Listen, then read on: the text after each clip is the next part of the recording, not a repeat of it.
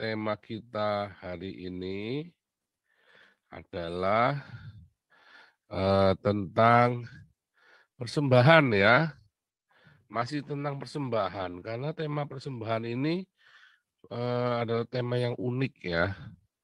Tema tentang persembahan itu tema yang unik.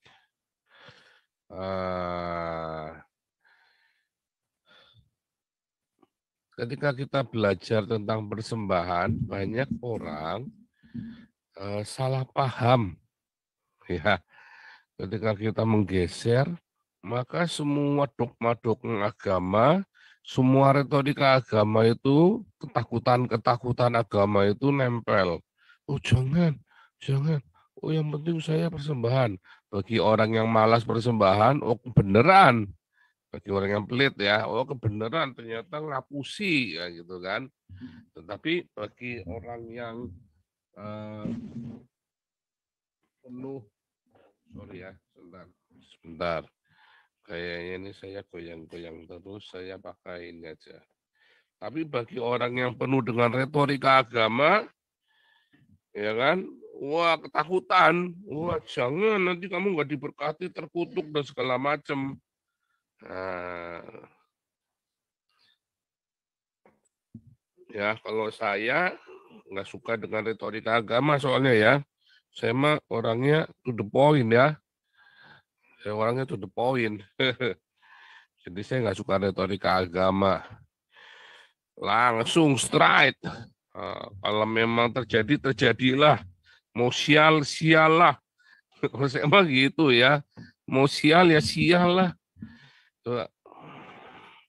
Hari ini kita mau belajar ya realita dalam nasib ya dalam kan Anda kan menjadikan sedekah apa sedekah menjadikan persembahan ke gereja itu menjadi ini kan menjadi pengukur rezeki kan nggak salah nggak salah secara logika universal itu nggak salah ya.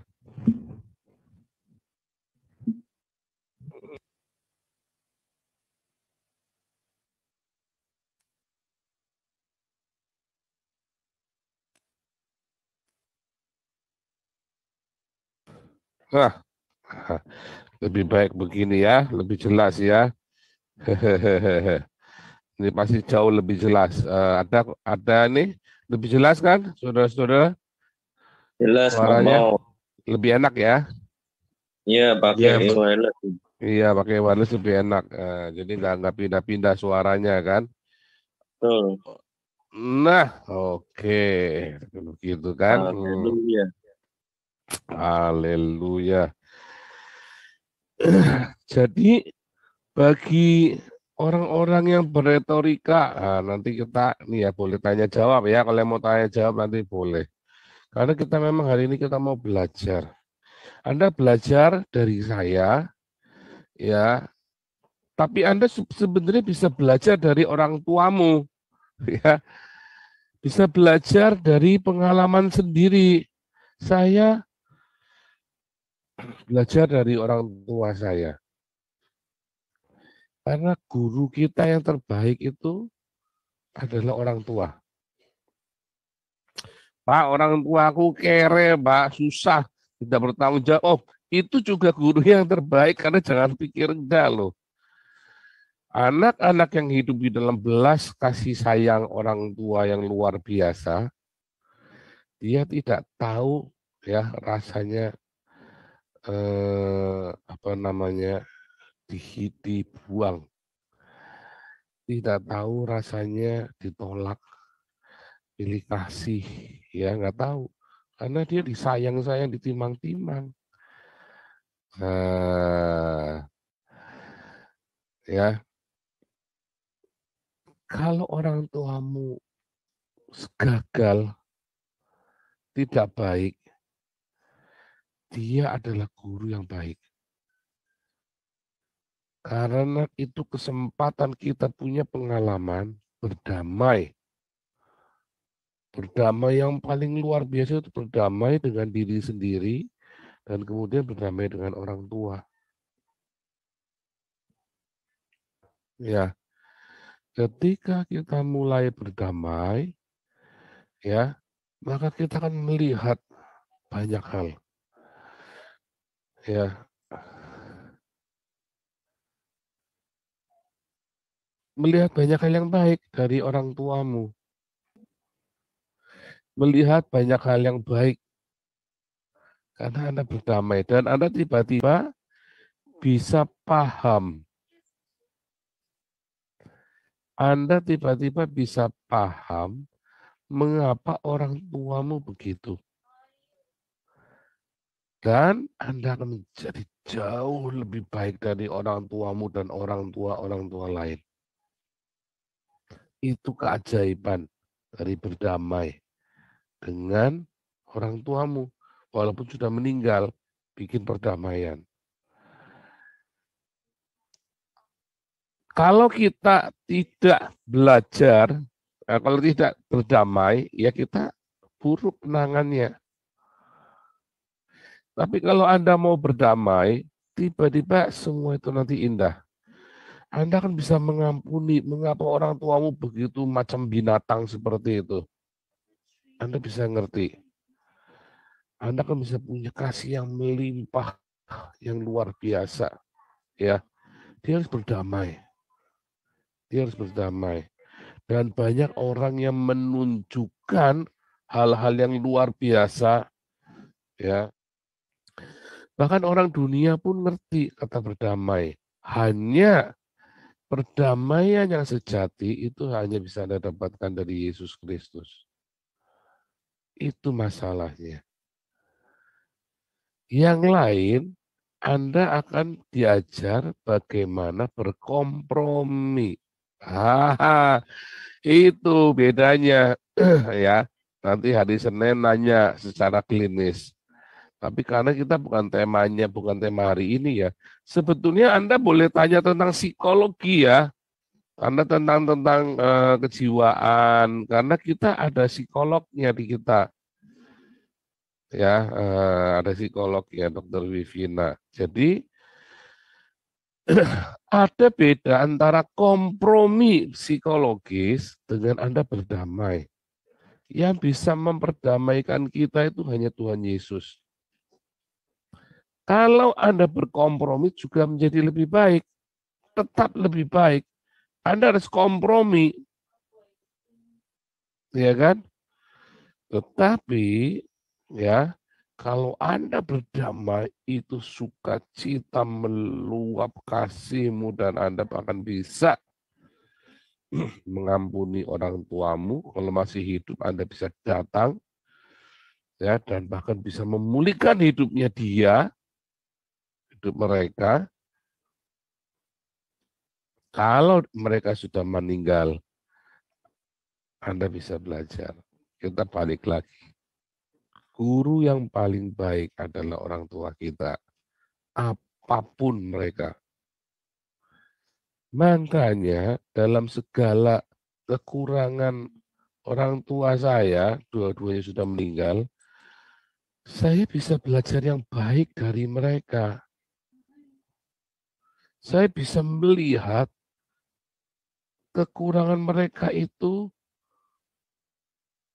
karena kebodohan mereka. Mereka belum belajar rahasianya. Dan kita tidak bisa menyalahkan. Saya nggak bisa menyalahkan. Karena kalau saya dalam posisi mereka juga sama. Tetapi sekarang saya sudah mengenal Tuhan Yesus lebih dari mereka. Lebih dari yang mereka alami. Yang saya ajarkan kepada Anda, saya bolak-balik ngomong ya, adalah ajaran ayah saya yang saya dulu menentangnya, dan kemudian saya belajar. Kenapa dulu saya menentangnya? Karena ayah saya gagal melakukannya. Ya, saya marah. Nah, tapi beberapa kesalahan itu ternyata bukan dia gagal, dia belum tuntas. Dan saya pun belum tuntas loh. Dan nanti anak saya yang akan menyelesaikannya kalau dia berdamai dengan segala kekurangan saya.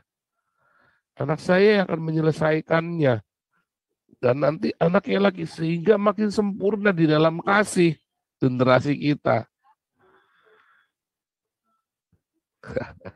Yang paham katakan amin ya. Ini dalam banget saya ngomong ya. Segenerasi kita akan menyempurnakan kasih kita. Kalau mereka berdamai dengan Tuhan Yesus. Dan akhirnya Tuhan Yesus mendamaikan dia dengan dirinya, sehingga dia bisa berdamai dengan semua orang. Maka dunia akan sempurna dengan kasih. Apa yang terjadi di Eropa adalah sebuah pelajaran tentang kasih. Mereka mundur di dalam pengetahuan agama, tetapi mereka maju di dalam kasih. Anda mau terima, mau enggak, kenyataannya ya, humanisme adalah produk dari kasih tanpa menggunakan nama Yesus. Humanisme adalah produk dari kasih tanpa menggunakan kata Yesus, bahkan meninggalkan Yesus. Nanti akan salah ujungnya. Sekarang bagus, nanti akan salah. Karena kasih itu harus melandaskan belajarnya dari Yesus. Makanya sebelum Tuhan Yesus datang ke dunia, tidak ada orang, tidak ada Roh Kudus yang diberikan itu dengan melimpah. Hanya para nabi saja yang memahami. Makanya mereka disebut nabi. Karena mereka memahami firman yang menjadi rema, rema yang menjadi iman. Logos yang jadi rema, rema yang jadi iman. Para nabi ini paham, makanya mereka penuh dengan roh. Tetapi orang-orang lain tidak paham sampai Yesus turun mengajarkan, memberi contoh, menunjukkan kepada Anda bahwa Allah yang adalah kasih ini loh contohnya. Bahkan Buddha pun tidak memberikan nyawanya buat umatnya. Saya tidak berkata Buddha jelek ya.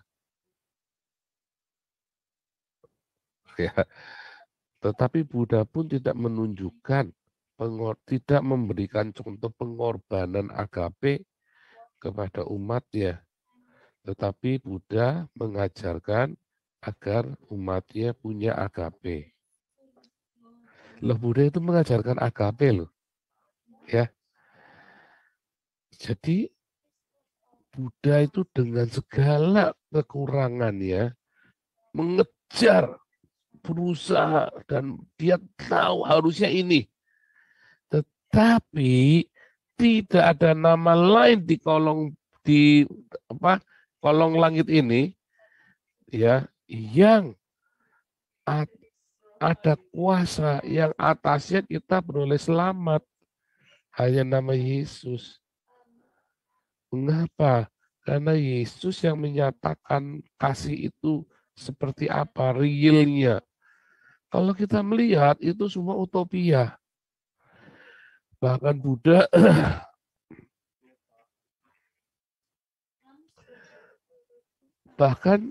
Buddha pun tidak bisa menunjukkan kasih yang sempurna itu apa. Ya. Tetapi Yesus menyatakannya kepada kita kasih yang sempurna itu. Jadi kita juga jangan takut disamakan dengan Buddha ya. Jangan takut juga. Kalau baik mengapa salah? Yang kita tidak mau kan kita sembah-sembah. Tapi kan sama saja di gereja Katolik juga sembah patung Yesus. Ada patung Yesusnya. Di kelenteng juga, di kuil juga ada patung Budanya. Bedanya apa? Oh beda Pak, sana kan disembah, nggak disembah Pak. Iya, tetapi apapun, mereka juga nggak berkata nyembah patung itu loh. Mereka mengenang. Ayo, jadi Anda nggak bisa mengakui bahwa itu berhala juga. Wah, ini pengajarannya beda. Oh iya, saya ajarkan Anda supaya Anda jangan terjebak dengan agamawi, anggapan-anggapan. Yang bikin Anda menyembah, Anda bahkan nggak ada patung aja, Anda bisa menyembah berhala kok. Nggak ada patung aja, Anda bisa menyembah pendeta Anda kok. Anda nggak datang menyembah Yesus kok, Anda datang menyembah pendeta Anda. Buktinya Yesusnya dihina, diolok, Anda tenang-tenang aja, malah Anda bercandaan. Ayo, di rumah nama Yesus bercandaan kan? Apalagi bercanda-bercanda yang kotor. Apalagi orang-orang Manado itu, ya kan? Sama orang Ambon itu. Oh, lagi, ya kan? Orang-orang sok-sokan ikut gaya Amerika kan, kalau sumpah serapah pakai nama Yesus. Ya kan? Sementara pendeta Anda, wah Anda nggak berani sebut namanya sembarangan, bahkan Anda tidak berani eh, ngomongin apa namanya kalau ada pendeta Anda di ini dikritik dikit aja, Anda kejang-kejang, ngamuk-ngamuk, wah udah langsung sumpah serapah, udah siap busur, udah siap mau bunuh saya nih, ya kan? Ketawa jahat. Itu kenyataannya ya, itu kenyataan yang terjadi. Makanya kita menjadi salah. Itulah berhala. Ayo, itu nggak usah ada patung, itu berhala pendeta. Anda jadi berhala. Banyak gereja yang pendetanya jadi berhalanya. Gerejanya Philip Mantova itu Philip Mantova jadi berhalanya. Buktinya Anda lebih dengar katanya Philip Mantova daripada kata Alkitab. Begitu Philip Mantova kita hantam, wah jemaatnya kejang-kejang semua di sini. Ya kan? Nah, jadi balik lagi ya, urut-urut tadi ya, saya sebenarnya Anda bisa belajar dari ayah Anda. Nah, ini tadi gara-gara kan saya ngomong Anda hari ini belajar sama saya. Nah, tapi Anda harusnya bisa belajar dari ayah Anda hanya apabila Anda berdamai. Intinya saya mau ngomong itu doang. Ya, tapi itu statement yang penting. Masalah itu statement yang penting. Anda bisa berdamai ya dengan Anda bisa belajar dari ayah Anda bila Anda berdamai. Dan hanya bila Anda berdamai. Kalau enggak bisa. Padahal kamu berangkat sekolah diantar pakai mobil, pulang sekolah jemput pakai mobil. Dari kamu TK sampai kuliah, masih bisa kepahitan. Pengen tak siram air orang ini. Masih bisa kepahitan. Masih konseling sama saya katanya kepahitan. Padahal berangkat sekolah diantar pakai mobil, pulang sekolah diantar pakai mobil. Punya warisan pun masih diantar masih dikasih warisan pula, ya kan? Bagus masih dikasih warisan loh. Mami saya berdamai ya dengan ayahnya ya. Waktu dengan engkong saya itu yang meninggal, itu saya masih SMA kelas 3 ya. Mami saya yang nungguin meninggalnya. Saya juga nungguin ya, sampai nafasnya itu lepas itu saya nungguin. Ya. Terus mami saya pegang tangannya. Ya, dia pegang tangannya yang udah keriput itu ya. Waduh itu mesra sekali pegang tangannya sama si mami, bilang si mami. Padahal saya tahu ya, si engkong saya itu kalau ngomelin mami saya itu seperti apa itu. Waduh, saya bilang ya. Nah, rupanya makan petasannya itu sama bom molotov itu dapat dari singkong. Nurun ke saya kan jadi. Nurun ke saya. Lihat ya, lembut sekali ya. Tapi si engkong ini, ya dia cerita, mami cerita ya. Kalau habis ngebukin anaknya, kalau ngebukin anak itu pakai balok, persis kayak mami saya ngebukin saya pakai balok. Ngebukin anak itu pakai balok, sampai nggak bisa jalan anaknya itu, kalau digebukin sama mangkong itu. Tapi terus malamnya dipanggil, terus dilumurin pakai obat wasiat. Ya, nanti besok anaknya jalan. bisa jalan lari-lari. Padahal lagi digebukin terus sampai geser-geser sampai udah nggak bisa jalan. Sampai sore itu jalannya diseret. Jalannya itu apa kayak anjing lumpuh. Terus dia makan sini, panggil. Dia jalannya keluar dari kamar, kakinya jalannya itu merangkang gitu loh. Jalannya itu duduk kakinya dan kakinya udah nggak bisa jalan soalnya. Terus malamnya diobatin, besok udah lari-lari. Gitu ya, diobat sama si Engkong. Mami saya nggak diobatin, nggak ngerti obatnya apa. Jadi, tapi dulu untung saya dipukulin nggak apa-apa ya dulu ya. Nggak sampai remet begitu. Tapi gebuknya pakai balok mengerikan sekali.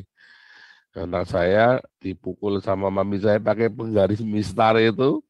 Wah, nangisnya udah merana menyayat hati. Datang sama saya, apa sama Mimi dipukul. Pakai apa? Pakai mistar. Saya ketawa. Aduh kamu. Papa dulu dipukul pakainya balok loh. Tak tunjukin baloknya segede apa itu nggak percaya anak saya. Tapi sambil serem-serem gitu ya, tapi nggak percaya. Serius, tanya Mimi di bawah baloknya. Mimi dulu mukulin papa pakai balok seperti ini ya. Terus ditanyain si mami saya, enggak pernah mukulin mami. Wah, ada saya di situ. Bohong, dulu mukulin begitu kok. Saya begitu kan, saya bercanda ini kan. Wah, dulu mukul sampai nggak bisa jalan. Tak gede-gede ini. Gitu. Dikeroyok ya. Terus, ayo Mimi. Makanya sekarang mukulin kita nih. Sudah nggak ada yang dipukuli, udah nggak berani mukulin papa, jadi mukulinnya kita, dia bilang. Aduh, lucu sekali itu kejadian. Tetapi karena saya ya dipegang tangannya si opa ya, dia bilang ini dulu tangan yang ngasih makan mami. Mami senang bisa ngerawat. Nah, karena dia berdamai, lihat ya, maka apa yang dia tabur dia tuai. Maka saya dan istri saya ngerawat mami. Lagi sakit pun kita cebokin loh. Ya, buang kotoran sampai wah kemana-mana kotorannya di kasur itu ya. Kita yang bersihin. Nggak mengeluh. Nggak ada pembantu waktu itu. Ya nggak apa-apa. Ya gimana ya kita jalanin. Semua anaknya tiga sempat ngalamin itu ya. Karena mami saya 3 kali sakit. Ya 10 tahun yang lalu, 5 tahun yang lalu, dan sempat kemarin di rumah kakak saya yang sulung itu. Sempat ngalami. Tapi tiga-tiganya semua ngerawat, nggak ada yang ngeluh loh. Ajaib ya saya bilang, ini mami dia menuai apa yang dia tabur. Ya, dia tapi takut ya, mami sempat ketakutan katanya kakak saya sempat kemarin ya ngomong takut siapa nanti yang ngerawat mami. Ngomong sama istri saya, ya waktu dulu telepon-teleponan itu ya. Nanti siapa yang ngerawat mami kalau sakit, kalau ini ya. Adalah gara-gara kami ke sini gitu kan, kami ke Eropa. Nanti siapa yang ngerawat. Karena yang paling ini kan dulu Ana kan yang paling lama ngerawat, nggak ngomel gitu kan. Yang lain kan paling cuma 2-3 hari itu sudah ada bawa ke rumah sakit kita sembuh. Kalau dulu paling lama Ana sempat berapa hari, seminggu ya, kalau seminggu 10 hari tuh. Nah, ada nyatanya ini kakak saya dua-duanya ngerawat ya. Dua-duanya ngerawat luar biasa. Jadi apa yang Anda tabur, kalau Anda berdamai dengan orang tuamu, nanti anakmu akan memperlakukanmu hal yang sama loh. Kalau Anda tidak berdamai, anakmu akan memperlakukan hal yang sama juga. Hati-hati loh. Karena anak tuh, Anda mau ngomong kayak apa, anak itu belajar dari teladan Anda. Ya, itu terekam dalam bawah sadarnya dia apa yang Anda lakukan pada orang tua Anda. Ya. Nah, hari ini kita mau belajar tentang sedekah ya. Tentang sedekah yang dulu ayah saya nggak tuntas dan bahkan menurut saya gagal. Ya, menurut saya gagal. Tetapi dalam bukannya beliau itu sama sekali tidak meninggalkan yang baik. Beliau hanya belum tahu clue-nya. Hari ini saya kasih tahu clue-nya. Setelah saya tahu clue-nya, ya kita bisa mau mengorganisir ya untuk kasih makan 2.000 orang. Ya, bukan uang saya, uangnya Anda semua. Ya kan? Bukan uang saya, itu uang Anda semua. Tetapi ya, dulu yang ayah saya gagal melakukannya, saya melakukannya. Ya. Dan apa yang saya lakukan ini ya akan dilipat gandakan nanti oleh anak saya. Ya, bukan hanya ribuan. Bisa nanti sampai ratusan ribu bahkan jutaan. Kita nggak tahu bagaimana caranya. Tetapi kalau Anda berdamai dengan orang tuamu, Anda akan punya warisan ilahi dan akan ada pelipat gandaan di sana. Yang baik, kalau Anda tidak berdamai, akan ada warisan ilahi juga. Dan ada pelipat gandaan yang tidak baik.